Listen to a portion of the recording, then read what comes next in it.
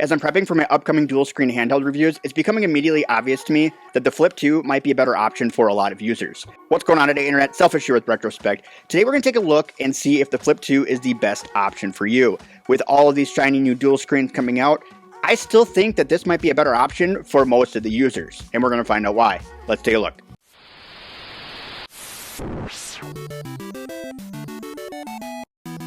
The Retroid Pocket Flip 2 has been a workhorse since its release. With a snappy Snapdragon 865, this beautiful AMOLED 5.5-inch display, Hall sticks, tight controls, the ability to run Linux in a clamshell design that prevents users from hitting buttons when it's in their pocket. The Flip 2 really is a jack of all trades.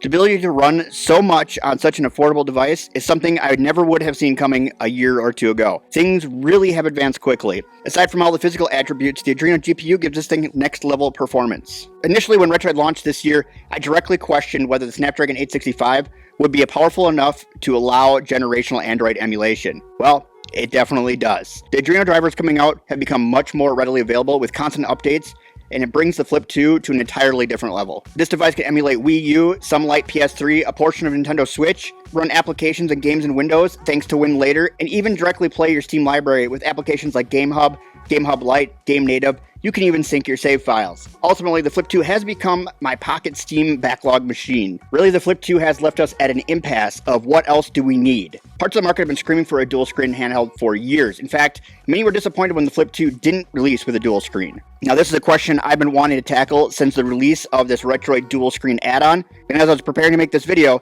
that was on the top of my mind. This is why when our friends over at AliExpress reached out to me, I knew immediately what video we needed to make. So a big shout out to our friends over at AliExpress. Whether you're new to this channel or have been part of family for a while, you can take advantage of our exclusive discounts to save yourself a ton of money. I'll give you a chance to pause the video now to take a screenshot of the codes, or you can save yourself some time, and you can just go down the description below where you'll find a link to this beautiful Retroid Pocket Flip 2 along with the exclusive codes for all of our viewers. Thank you again to AliExpress for the awesome discounts and providing one of my favorite EDC handhelds, the Retroid Pocket Flip 2, for this video. So with the Retroid dual screen, I actually never have made a video on it. Maybe I will at some point in time, but it really was kind of a disappointment to me, and I think that it probably was honestly a disappointment to everybody. We really do need to be honest about this, and it was a great idea, but it brought a certain level of jank to the handhelds. The emulators are starting to catch up to be working with dual screen, but they're still far from being perfect, along with the front ends and other things. There are some available options out there, but not in every case what we're looking for. It was only a couple of years ago that I started exploring the 3DS library, and I think many in my situation are going to be similar. It just wasn't something that was part of our radar.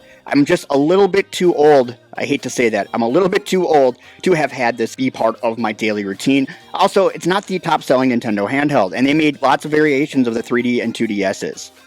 I've often said that there's no better way to play a 3DS than on a 3DS, and though some of these new handhelds are getting really close, it still stands true today that there really is no way to play 3DS like you can play on a 3DS. But you have to ask yourself if 3DS is something you truly want to emulate, as you will be looking at a more complicated and less pocketable handheld if you're looking at emulating it versus just playing it on a traditional 3DS. Like I stated, I use my Flip 2 for emulating PS2, GameCube, Switch, and importantly Steam, at least importantly for me. Now you may feel about Steam the way I think a lot of people feel about 3DS, and that's okay, but you don't have to be a Steam user to get value out of this device or any of the Retroids from this year, but it definitely puts a little bit more weight behind these devices. The ability to play lightweight indie games on your backlog is key, whether it be Switch or Steam or any other system that's out there. The beauty of the Flip 2 is still going to be the pocketability of the device. It will pick up right where we left off after I have it in my pocket and everything is protected. So if you think that the RP5, for instance, is something you've been looking at, which I do really enjoy the device, I still get more out of the Flip.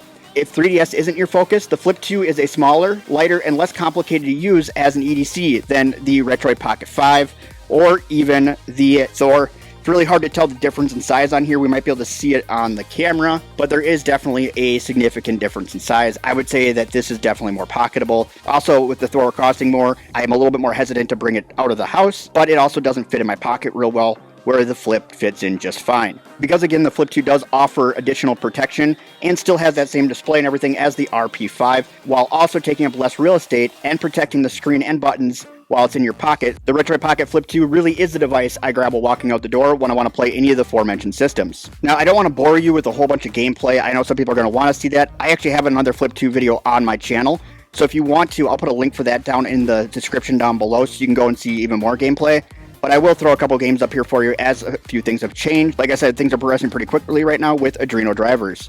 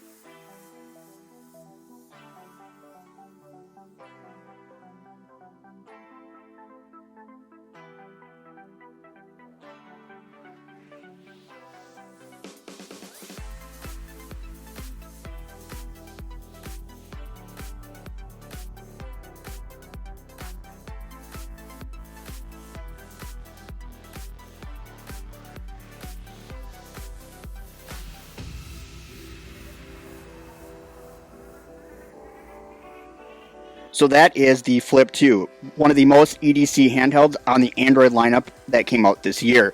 Probably one of my favorites to carry around for all the reasons I stated before, but it really is protected and self-enclosed, so you don't have to worry about the device so much like you would with some of the others. Are some of the dual screens more powerful? Yes, but you're always going to spend more, and you're also going to have to deal with having a dual screen and trying to get things to run on one versus the other, or both together. I think if you're not into 3DS, the Flip 2 is probably the best option as far as an EDC handheld goes. I do like the RP5, and I know people that are RP5 fans are going to be mad at me for saying it, but I really do enjoy the Retroid Pocket Flip 2 a lot more.